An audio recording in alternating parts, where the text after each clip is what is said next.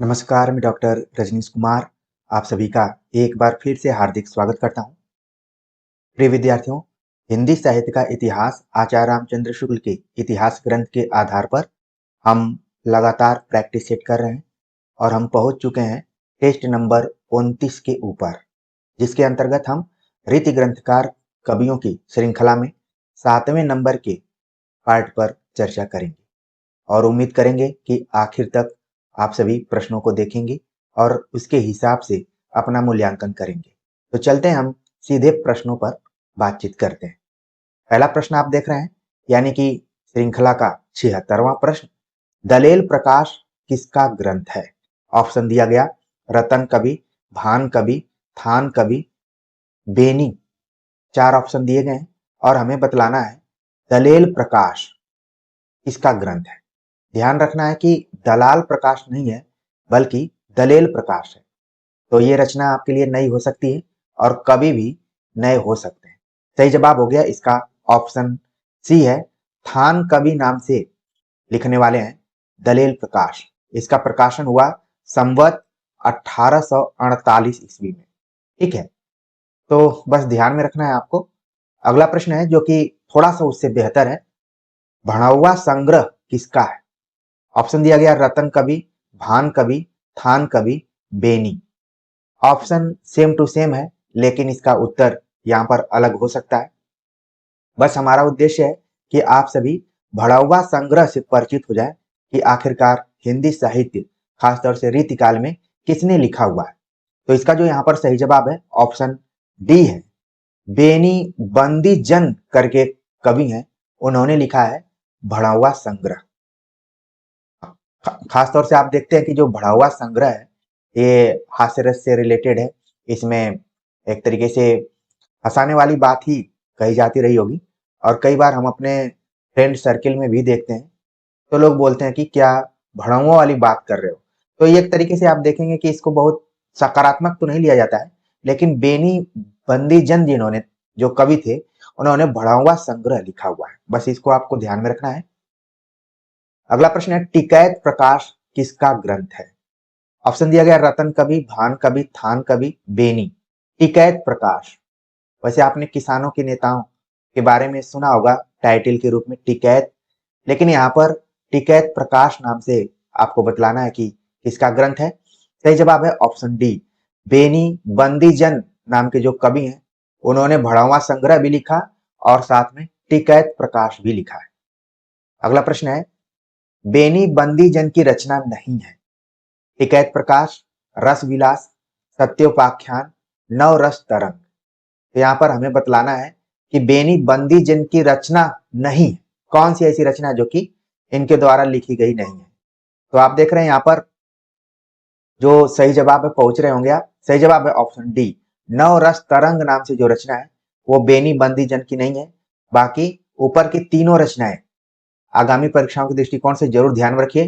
टिकैत प्रकाश, रस विलास, आप देखेंगे रीतिकाल में रस विलास को लेकर एक से अधिक कवियों ने लिखा हुआ है, उसमें से बेनी बंदीजन भी एक कवि है। ठीक, अगला प्रश्न है, बेनी प्रवीण की रचना नहीं है। बेनी प्रवीण, अभी तक हम बातचीत कर रहे थे बेनी बंदीजन के ऊपर, लेकिन यहाँ पर आप देख रहे हैं कि एक और कवि उनके भाई की तरह ही मिलते जुलते यहाँ पर दिखाई पड़ रहे हैं, जिनका नाम है बेनी प्रवीण। और ध्यान देने वाली बात यह है कि बेनी नाम से दो दो कवि यहाँ पर आपको दिखलाई पड़ेंगे। उसमें से जो बेनी प्रवीण है, प्रवीण उपाधि है और उपाधि दी गई है बेनी बंदीजन के द्वारा। ये भी आप देख रहे हैं कि दोनों का आपस में संबंध भी रहा है, संपर्क भी रहा है, परिचय भी रहा है। तो बेनी प्रवीण की कौन सी रचना नहीं है? ऑप्शन दिया गया नवरस तरंग, श्रृंगार भूषण, नाना राव प्रकाश, टिकैत प्रकाश। तो तुरंत आप सही जवाब तक पहुंच गए होंगे। ऑप्शन डी है टिकैत प्रकाश। अभी हमने पढ़ा कि वो बेनी बंदीजन की है, बाकी ऊपर की जो भी रचनाएं हैं सभी बेनी प्रवीण की रचना है। तो आप बीबी और बीपी दोनों के हिसाब से ध्यान में रख सकते हैं। नवरस तरंग परीक्षाओं के दृष्टिकोण से बहुत ही महत्वपूर्ण है, कई बार एग्जाम में पूछी जा चुकी है। अगला बहुत ही मौलिक तरीके का प्रश्न है। वैसे तो हम जानते हैं कि रहीम ने बरवे नायिका भेद लिखी है, लेकिन उनके जितने भी परवर्ती कवि थे उन्होंने भी प्रयास किया है।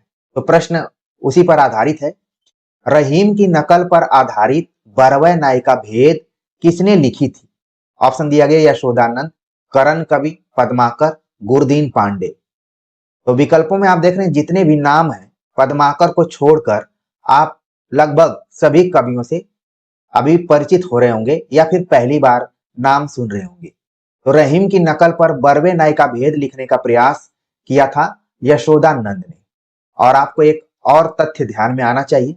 बिल्कुल, जो विद्यार्थी पुराने समय से जुड़े हुए हैं और जब मैं ठहर कर इस तरीके से आपका ध्यान दूसरे तरफ ले जाता हूं तो आपके दिमाग में कुलबुलाहट मचना शुरू हो गई होगी कि आखिरकार ध्यान किधर ले जाया जा रहा है।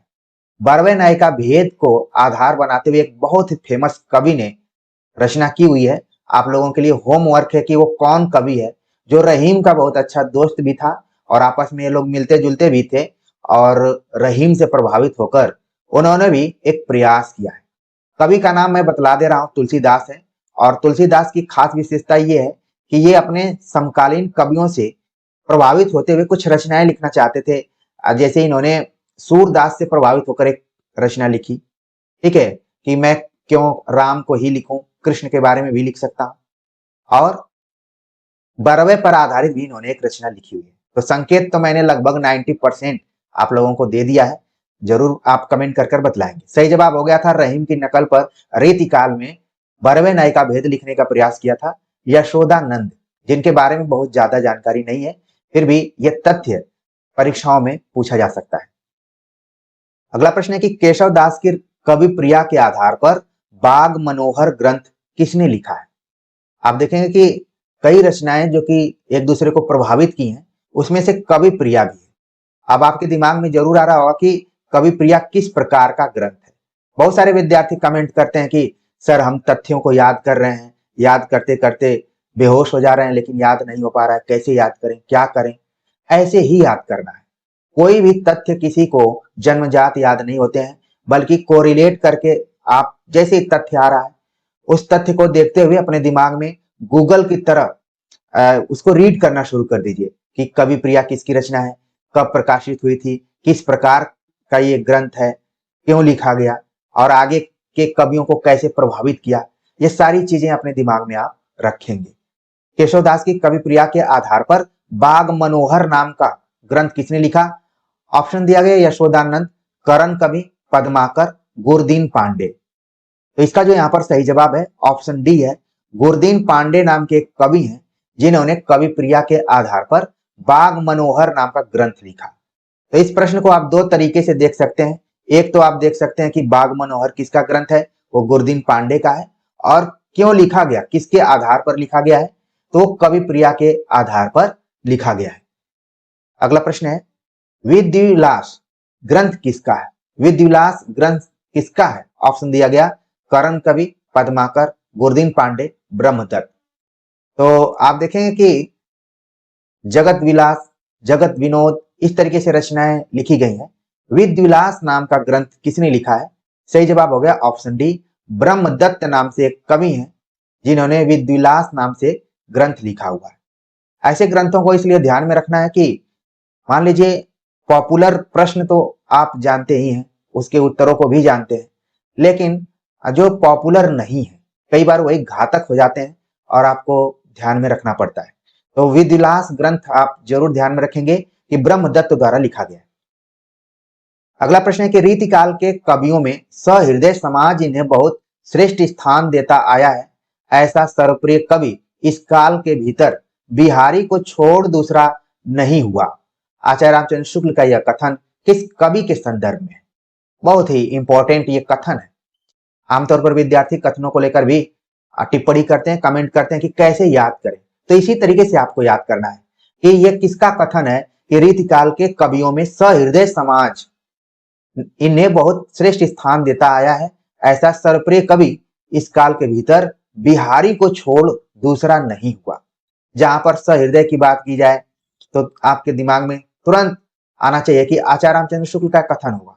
तो कथन में ही बता दिया गया है कि ये किसका कथन है। अब बदलते हुए पैटर्न के हिसाब से पूछा गया कि किस कवि के संदर्भ में।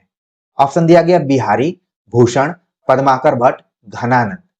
तो देखिए बिहारी तो इसमें होगा ही नहीं, क्योंकि बिहारी से यहाँ पर क्या की गई है, तुलना की गई है। तो इसका मतलब है कि मेन मुकाबला इन तीनों ऑप्शन में है। सही जवाब है ऑप्शन सी, पद्माकर भट्ट, यानी जिनको हम पद्माकर के नाम से जानते हैं। पद्माकर भट्ट के बारे में आचार्य रामचंद्र शुक्ल का यह कथन है कि बिहारी को छोड़कर दूसरा और कोई कवि नहीं हुआ। अगर सहृदय समाज के दृष्टिकोण से मूल्यांकन करें और सर्वप्रियता के दृष्टिकोण से बात करें तो बिहारी के बाद दूसरे नंबर पर कोई आता है तो वो पद्माकर है। और बिहारी पहले नंबर पर क्यों है?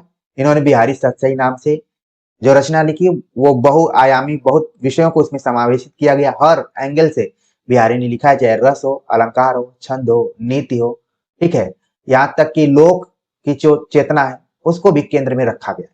तो इस चीज को आप ध्यान में रखिए, पद्माकर के बारे में बात की गई है। अगला प्रश्न है कि पद्माकर भट्ट की कविताओं की खास विशेषता क्या है?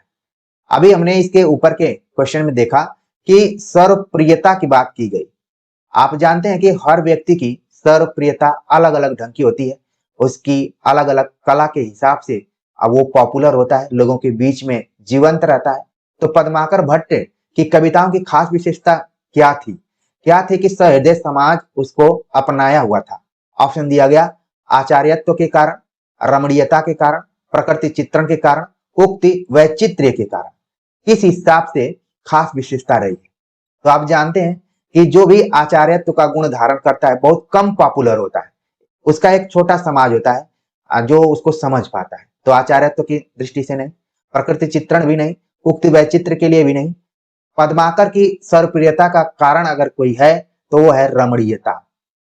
ठीक है, तो इस चीज को बल्कि आप बिल्कुल ध्यान में रखिए कि पद्माकर भट्ट की कविताओं की सर्वप्रियता का कारण उनकी रमणीयता है।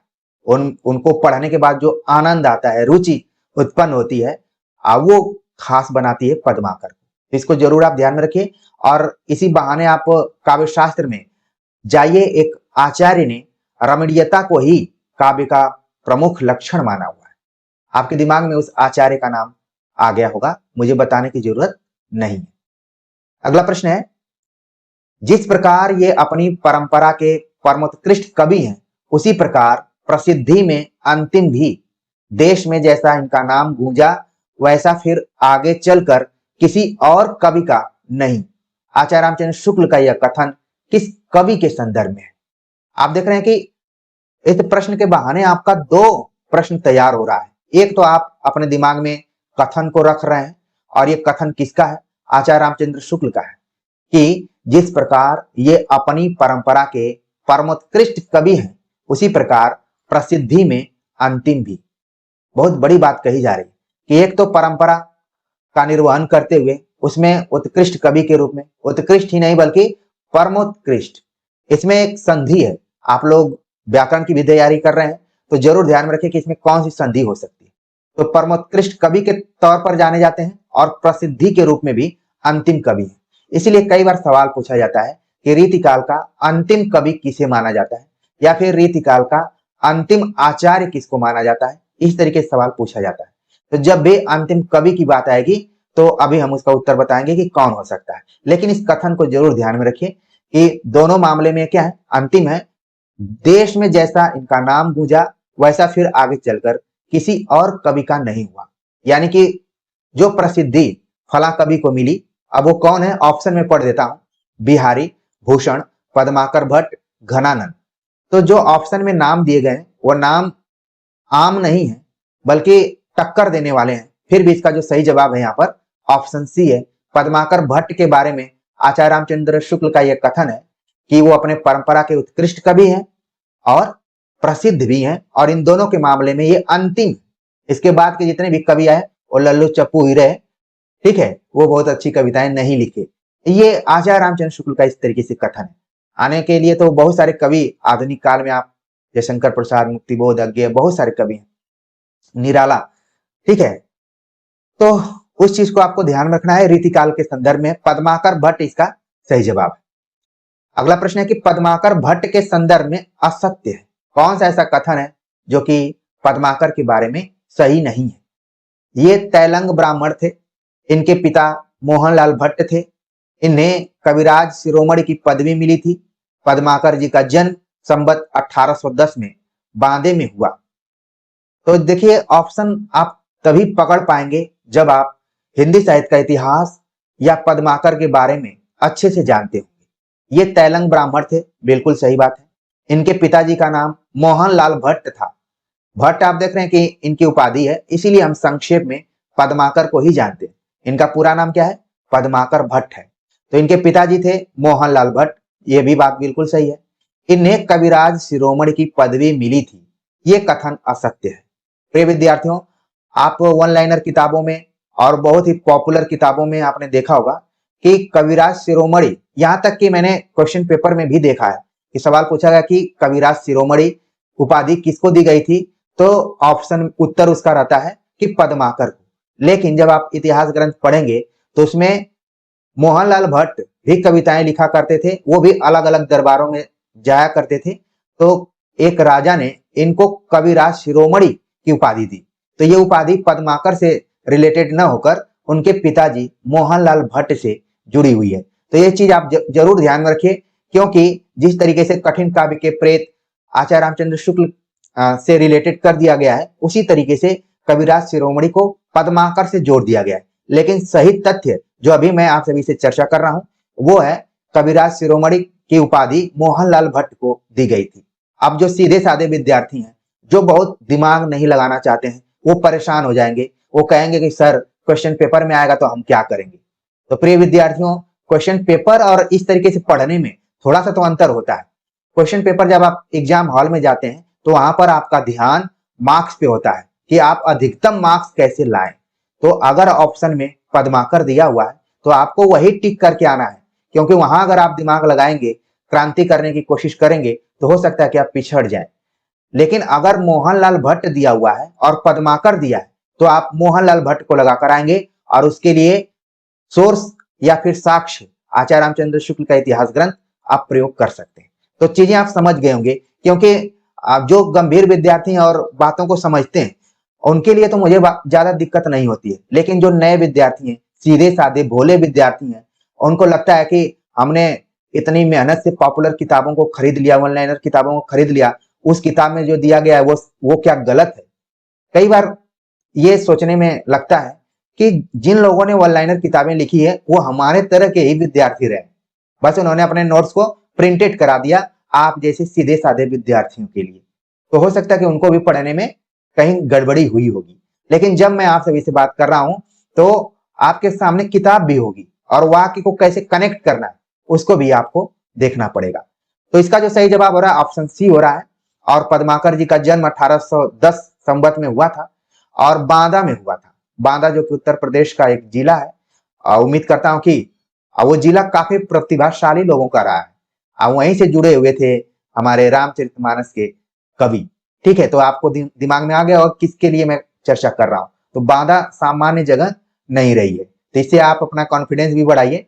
ठीक है, चलते हैं आगे, बात करते हैं। अगला जो प्रश्न है कि इन्हें कविराज शिरोमणि की पदवी मिली थी, उपयुक्त कथन किसके संदर्भ में है। ऑप्शन दिया गया चिंतामणि बिहारी, मोहनलाल भट्ट, पद्माकर भट्ट।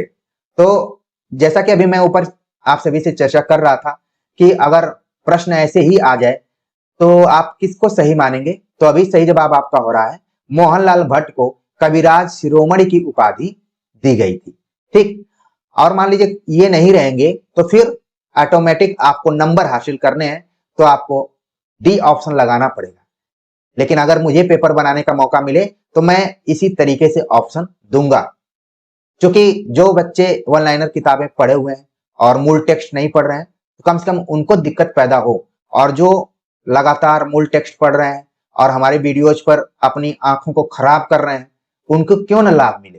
तो यहाँ पर आपको ध्यान रखना है, आंखों का खराब होना मतलब मेहनत आप कर रहे हैं, आंखों पर बहुत सारे मुहावरे भी लगे, तो आप लोग कम मेहनत नहीं करते हैं, बहुत ज्यादा मेहनत करते हैं। इसीलिए कई बार मैं पेपर बनाता हूं तो फॉन्ट को मुझे लगता है कि पता नहीं आप देख पा रहे हैं ठीक से कि नहीं, या फिर मेरी आवाज को आप सुन पा रहे हैं कि नहीं ठीक से। तो दोनों को लेकर एक कमेंट जरूर कीजिएगा ताकि मुझे पता चले कि नहीं सारी चीजें सही चल रही। बातों ही बातों में आप लोगों ने ध्यान रख लिया होगा कि कविराज शिरोमणि की उपाधि पद्माकर के पिताजी मोहनलाल भट्ट को दी गई थी। अगला प्रश्न है पद्माकर के संदर्भ में असत्य है। पद्माकर जी का जन्म संवत 1810 में बांदे में हुआ। इन्होंने 80 वर्ष की आयु भोग कर अंत में कानपुर गंगा तट पर शरीर छोड़ा। ये आजीवन कानपुर में ही रहे। सुगरा के नोने अर्जुन सिंह ने इन्हें अपना मंत्र गुरु बनाया। तो इसमें से कौन सी बात है जो कि असत्य है, हमें बतलानी। तो आप देख रहे हैं कि ऑप्शन ए पूरा सही हो गया कि 1810 में अभी हम ऊपर चर्चा कर रहे थे, तो ऑप्शन ए तो बिल्कुल सही है। 80 वर्ष की उम्र में आयु भोग कर कंप्लीट करके कानपुर गंगा तट पर इन्होंने अंतिम सांस ली, ये भी बिल्कुल सही है। ये आजीवन कानपुर में ही रहे, ये बात बिल्कुल गलत है।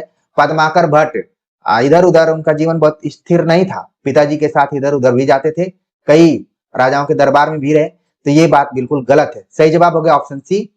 और आगे की परीक्षाओं के दृष्टिकोण से ध्यान में रखना है कि सुगरा के नोने अर्जुन सिंह ने इन्हें अपना मंत्र गुरु बनाया था। अर्जुन सिंह ने इन्होंने अपना मंत्र गुरु बनाया था। आपने गुरु सुना, गुरु मंत्र सुना, लेकिन मंत्र गुरु क्या होता है, ये बहुत ही ध्यान रखने वाली बात है। मुझे कहने में बिल्कुल संकोच नहीं हो रहा है कि आप सभी के मंत्र गुरु के रूप में मैं भी हूं। बहुत सारे बच्चे कभी कभी मिल जाते हैं, लेकिन लाखों बच्चे ऐसे हैं जिनसे मुलाकात होनी संभव नहीं है और वो लक बाय चांस ही मिल सकते हैं। लेकिन हमारा जो मंत्र है वो आप सभी तक पहुंच रहा है, ये चीज आप महसूस भी कर रहे होंगे। हमने कम्युनिटी सेक्शन इत्यादि में कई जगहों पर उन भावुक संदेशों को प्रस्तुत भी किया, आप लोगों ने पढ़ा होगा। तो देखिए, हिंदी साहित्य हम क्यों पढ़ते हैं? हिंदी साहित्य नौकरी टीचिंग के लिए तो है ही, लेकिन उसके साथ साथ आपके अंदर ह्यूमैनिटीज, मानवता का जन्म हो, इसके दृष्टिकोण से भी आपको पढ़ना है। तो कुल मिलाकर पद्माकर भट्ट के संदर्भ में असत्य बात कौन सी थी, आपने अपने दिमाग में रख लिया होगा कि आखिरी में वो कानपुर में जरूर रहे, लेकिन अलग अलग जगहों पर वो रहा करते थे। अगला प्रश्न है कि हिम्मत बहादुर बिरदावली नाम की रचना पद्माकर ने किस अंगी रस में लिखा है? हिम्मत बहादुर बिरदावली, ये भी ग्रंथ महत्वपूर्ण है, परीक्षाओं में आता रहा है। इसमें कौन सा रस प्रमुख है? अंगी मतलब प्रमुख रस है। ऑप्शन दिया गया वीर रस, श्रृंगार रस, करुण रस, भक्ति रस। तो यहां पर आप देखेंगे कि पद्माकर इकलौते ऐसे कवि हैं रीतिकाल में कि जिन्होंने वीर रस, श्रृंगार रस, भक्ति रस सभी रसों में काम किया हुआ, कम से कम इन 3 रसों में तो काम किया ही किया है। तो सही जवाब हो गया ऑप्शन ए वीर रस। वीर रस की जब भी बात की जाती है तो हमारे दिमाग में एक कवि का नाम आता है भूषण का, लेकिन आप देखेंगे कि रीतिकाल में एक से अधिक ऐसे कवि हैं जिन्होंने कि वीर रस प्रधान कविताएं लिखी हुई हैं। उसमें से एक है हिम्मत बहादुर बिरदावली। अगला प्रश्न है कि पद्माकर ने अपना प्रसिद्ध ग्रंथ जगत विनोद किसके प्रभाव से बनाया था? ये बहुत ही टर्निंग पॉइंट है यहाँ पर, और क्वेश्चन के रूप में मौलिक जगत विनोद कई बार पूछा जाता है कि किसका ग्रंथ है, तो आप तो बतला देंगे कि पद्माकर का है, लेकिन ये ग्रंथ किसके अनुरोध पर, किसके आदेश पर बनाया गया था, ये हमें ध्यान में रखना है।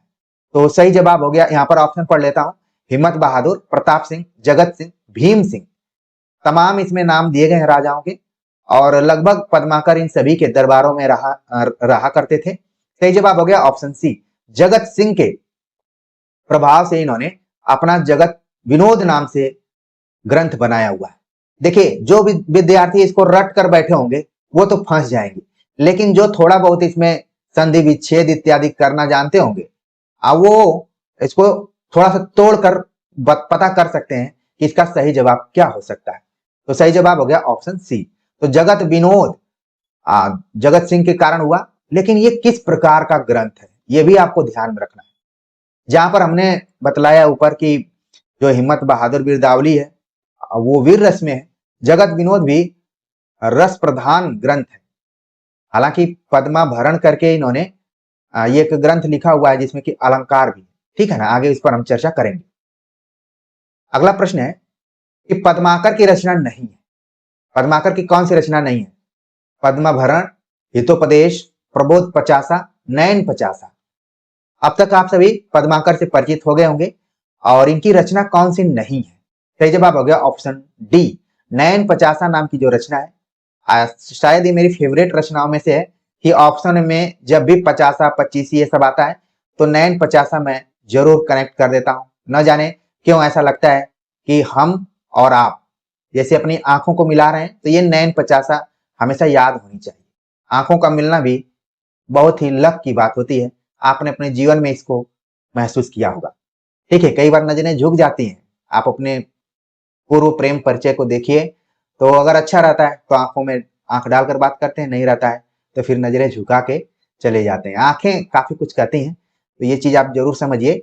तो बातों ही बातों में आपने पद्माकर की रचना कौन सी नहीं है उसको यहाँ पर कैच कर लिया होगा कि नैन 50 नहीं है।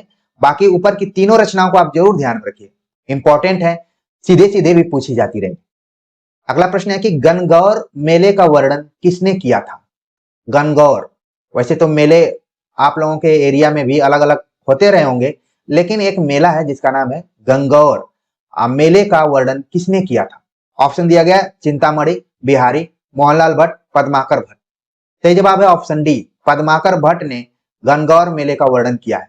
और पद्माकर से रिलेटेड ये भी तथ्य काफी फेमस है कि इन्होंने तीज त्योहार पर्व इत्यादि का वर्णन खूब किया है ना। तो इस चीज को आप बिल्कुल ध्यान रखिए, पद्माकर के लिए भी तथ्य इंपॉर्टेंट है। अगला प्रश्न है कि सरदार उदा जी के अनुरोध से पद्माकर ने किस ग्रंथ की रचना की थी? उस जमाने में बहुत सारे ऐसे व्यक्ति होते थे जो कि अनुरोध करते थे कि आप इस पे एक ग्रंथ लिखिए। जैसे आप लोग अनुरोध करते हैं कि सर आप अपनी कोई किताब लॉन्च कीजिए, तो अनुरोध पर कई बार ना विचार किया जाता है कि उन्होंने फला ने अनुरोध किया है। जैसे मैं आपसे भी से अनुरोध कर रहा हूं कि इस चैनल को लाइक सब्सक्राइब कीजिए, अपने दोस्तों को बतलाइए। ठीक है, एक हमने प्रयोग किया, ज्वाइन बटन भी इसमें लगाया हुआ है, वो प्रयोग कितना सफल होता है तो उसको भी हम देखेंगे, क्योंकि लगातार मैं थोड़ा प्रयोग करता रहता हूं। तो अनुरोध काफी महत्व होता है, किसी भी व्यक्ति के जीवन में अनुरोध का काफी रोल होता है। तो इस प्रश्न के बहाने अनुरोध शब्द पर आप जरूर थोड़ा सा ध्यान दीजिए। तो सरदार उदा जी के अनुरोध से पद्माकर ने कौन सा ग्रंथ लिखा? ऑप्शन दिया गया हितोपदेश का भाषानुवाद, प्रबोध 50, गंगा लहरी, राम रसायन। कौन सा ग्रंथ लिखा? सही जवाब है ऑप्शन ए, हितोपदेश का भाषानुवाद किया पद्माकर ने। हितोपदेश वैसे दूसरे की रचना है, लेकिन संस्कृत रचनाओं का आप देखेंगे हिंदी में भाषानुवाद किया गया है, अनुवाद किया गया है। तो सही जवाब हो गया ऑप्शन ए। बाकी ये भी रचनाएं किसकी हैं? पद्माकर की हैं। जरूर आगे की परीक्षाओं के दृष्टिकोण से ध्यान में रखिए। अब मान लीजिए एक क्वेश्चन पूछ लिया गया, हितोपदेश तो इसका सही जवाब हो गया, लेकिन आप कुछ नहीं जान रहे हैं कि भाई इसका आंसर क्या होगा। तो बहुत सारे विद्यार्थी हो सकता है कि राम रसायन को जोड़ दें, कि हो सकता है कि राम को लेकर उन्होंने अनुरोध किया हो कि राम के ऊपर एक आप ग्रंथ लिखिए, आप परम उत्कृष्ट कवि रहे हैं और प्रसिद्धि सहृदय समाज में आपकी रही है, तो एक ग्रंथ लिखिए, लेकिन ऐसा नहीं है। सही जवाब हो गया था ऑप्शन ए। अगला प्रश्न है कि पद्माकर ने विराग और भक्ति रस से पूर्ण ग्रंथ बनाया। पद्माकर ने विराग और भक्ति रस से पूर्ण ग्रंथ बनाया था, वो कौन सा ग्रंथ है? ऑप्शन सेम टू सेम है, हितोपदेश, प्रबोध 50, गंगा लहरी, राम रसायन। पद्माकर जो कि वीर रस से युक्त कविताएं लिखते हैं, श्रृंगार पर आधारित कविताएं लिखते हैं, यहाँ पर विराग और भक्ति पूर्ण ग्रंथ बनाया। सही जवाब है ऑप्शन बी, प्रबोध 50 नाम से उन्होंने एक ग्रंथ लिखा है जिसमें कि भक्ति रस और विराग दोनों का मिश्रण है। सही जवाब हो गया ऑप्शन बी। अगला प्रश्न है कि पद्माकर ने अपनी प्रसिद्ध गंगा लहरी को कहां पूरा किया? ऑप्शन दिया गया काशी, कानपुर, पटना, गाजीपुर। तो इसका सही जवाब क्या हो सकता है? आप लोगों के दिमाग में आना शुरू हो गया होगा। सही जवाब है ऑप्शन बी, कानपुर में गंगा लहरी को पद्माकर ने पूरा किया था। ठीक, सही जवाब हो गया ऑप्शन बी। बाकी जितने भी ऑप्शन थे कहीं न कहीं जगहों से लगाव रहा है, इसलिए हमने, क्योंकि क्वेश्चन अपने आप बनाया गया है, इससे तो कई बार पता भी चलता है कि कोई अगर कॉपी भी करता है तो पता चल जाएगा कि फलाना ने यहां से कॉपी किया हुआ है। अगला प्रश्न है कि पद्माकर ने वाल्मीकि रामायण को आधार बनाकर कौन सा चरित्र काव्य लिखा था? पद्माकर ने वाल्मीकि रामायण को आधार बनाकर कौन सा चरित्र काव्य लिखा? ऑप्शन दिया गया सीता रामायण, राम रसायन, रामचंद्रिका, राम रत्नाकर। तो राम राम से हमने कई रचनाओं का नाम दे दिया, लेकिन आपको सही जवाब बतलाना है कि आखिरकार वो कौन सी रचना है। बिल्कुल सही जवाब तक पहुंच रहे हैं, ऑप्शन बी है, राम रसायन नाम से ग्रंथ लिखा पद्माकर ने। यानी कि बांदा में आप देखेंगे राम का काफी इंपॉर्टेंट रोल है। वैसे तो पूरे भारत में ही है। ठीक है, तो पद्माकर ने भी राम रसायन नाम से वाल्मीकि रामायण, एक चीज आपको ध्यान में रखना है, ये भी सवाल पूछा जाता है कि निराला ने किस रामायण को आधार बनाया, तुलसीदास ने किस रामायण को आधार बनाया, अलग अलग आधार रहे। तो पद्माकर ने जो राम रसायन नाम से ग्रंथ लिखा है वो वाल्मीकि रामायण के हिसाब से लिखा हुआ है। अगला प्रश्न है कि वास्तव में यह श्रृंगार रस का सार ग्रंथ सा प्रतीत होता है, उपरोक्त कथन किस ग्रंथ के संदर्भ में, इसके बारे में बात कही जा रही है कि देखा जाए तो वास्तव में यह श्रृंगार रस का सार ग्रंथ प्रतीत होता है। ऑप्शन दिया गया रसराज, जगत विनोद, साहित्य रस, रस कल्लोल। तमाम रस प्रधान रचनाएं हैं। इस प्रश्न का जवाब आप सोच समझकर दे सकते हैं। सही जवाब हो गया ऑप्शन बी, जगत विनोद नाम का जो ग्रंथ है, जो अभी हमने ऊपर बतलाया कि किसके प्रभाव के हिसाब से पद्माकर ने लिखा, उसके बारे में आचार्य रामचंद्र शुक्ल का यह कथन है कि अगर हम श्रृंगार रस का सार ग्रंथ माने तो वो कोई और ग्रंथ नहीं हो सकता है बल्कि जगत विनोद हो सकता है। ठीक, सही जवाब हो गया ऑप्शन बी। अगला प्रश्न है कि पद्माकर के संदर्भ में आचार्य रामचंद्र शुक्ल का कथन असत्य है। कौन सा ऐसा कथन है जो कि पद्माकर के संदर्भ में असत्य है? और कथनों को आपको बहुत ही ध्यान से देखना है। इनकी मधुर कल्पना ऐसी स्वाभाविक और भावपूर्ण मूर्ति विधान करती है कि पाठक मानो प्रत्यक्ष अनुभूति में मग्न हो जाता है। ऐसी सजीव मूर्ति विधान करने वाली कल्पना बिहारी को छोड़कर और किसी कवि में नहीं पाई जाती। भाषा की सब प्रकार की शक्तियों पर इस कवि का अधिकार दिखाई पड़ता है। इनमें अनुप्रास की प्रवृत्ति बहुत कम रही। प्रश्न थोड़ा सा बड़ा है, थोड़ा सा समय की मांग करता है ये, लेकिन ये आप देख रहे हैं कि तीनों जो कथन है ये सभी आचार्य रामचंद्र शुक्ल के कथन पद्माकर के संदर्भ में। हो सकता है कि बहुत सारे विद्यार्थी बोर होके चले गए होंगे कि पता नहीं क्या पढ़ा रहे हैं, लेकिन देखिए जो विद्यार्थी अभी तक टिके होंगे, कहा जाता है कि युद्ध के मैदान में जो आखिर तक लड़ता है वही विजयी घोषित होता है। अगर आप बीच में ही शहीद हो जाते हैं तो फिर मेरी गलती नहीं है। अगर इस चैनल पर शुरू से लेकर अंत तक अगर आप ध्यान से पढ़ते हैं तो न जाने आप कितनी परीक्षाओं को क्वालिफाई कर सकते हैं, उसमें सिलेक्शन ले सकते हैं। हमें तो अपने मनपसंद परीक्षा में ही तो चयन लेना है। नौकरी तो बहुत मिलती है लेकिन मनपसंद जगह मिल जाती है तो फिर हम आराम से अपना काम करते हैं। तो आपको समय देना पड़ेगा। तो कहने का मतलब ये है कि ये तीनों जो कथन है ये पद्माकर के संदर्भ में है। अभी ये सभी विकल्प में दिखलाई पड़ रहे हैं। हो सकता है कि कभी एग्जाम में प्रश्न के तौर पर आपको दिखे। आप देख रहे हैं कि प्रश्न और विकल्प का ही खेल है, प्रश्न विकल्प उत्तर। तो कोई कभी विकल्प में दिखलाई पड़ता है, कभी प्रश्न में आ जाता है, जो प्रश्न में वो कभी विकल्प में आ जाता है। तो ये तीनों कथनों को आप ध्यान में रखिए कि आचार्य रामचंद्र शुक्ल का है और कभी भी परीक्षा में देखने को मिल सकता है कि पद्माकर के बारे में शुक्ल जी ने ये बातें कही। इसमें जो असत्य कथन है वो है ऑप्शन डी, इनमें अनुप्रास की प्रवृत्ति बहुत कम रही है। ये बात बिल्कुल गलत है, बल्कि क्या रही है, अधिक रही है। ये मेन यहाँ पर खेल, ये अनुप्रास की प्रवृत्ति लगभग सभी रीतिकालीन कवियों में रही है। आप पद्माकर भी उसे अछूते नहीं रहे, उनमें भी रहा है। सही जवाब हो गया ऑप्शन डी। बाकी ऊपर के तीनों कथनों को जरूर ध्यान में रखिए। अगला प्रश्न है कि कहीं तो इनकी भाषा स्निग्ध मधुर पदावली द्वारा एक सजीव भाव भरी प्रेम मूर्ति खड़ी करती है, कहीं भाव या रस की धारा बहाती है, कहीं अनुप्रासों की मिलित झंकार उत्पन्न करती है, कहीं वीर दर्प से क्षुब्ध वाहिनी के समान अकड़ती और कड़कती हुई चलती है, और कहीं प्रशांत सरोवर के समान स्थिर और गंभीर होकर मनुष्य जीवन को विश्रांति की छाया दिखाती है। आचार्य रामचंद्र शुक्ल का उपयुक्त कथन किस कवि के संदर्भ में है, हमें बताना है। ऑप्शन दिया गया पद्माकर, ग्वाल, प्रताप शाही, रसिक गोविंद। तमाम नाम दिए गए हैं। सही जवाब हो गया ऑप्शन ए, पद्माकर। अब आचार्य रामचंद्र शुक्ल ने पद्माकर के बारे में इस तरीके की बात क्यों की?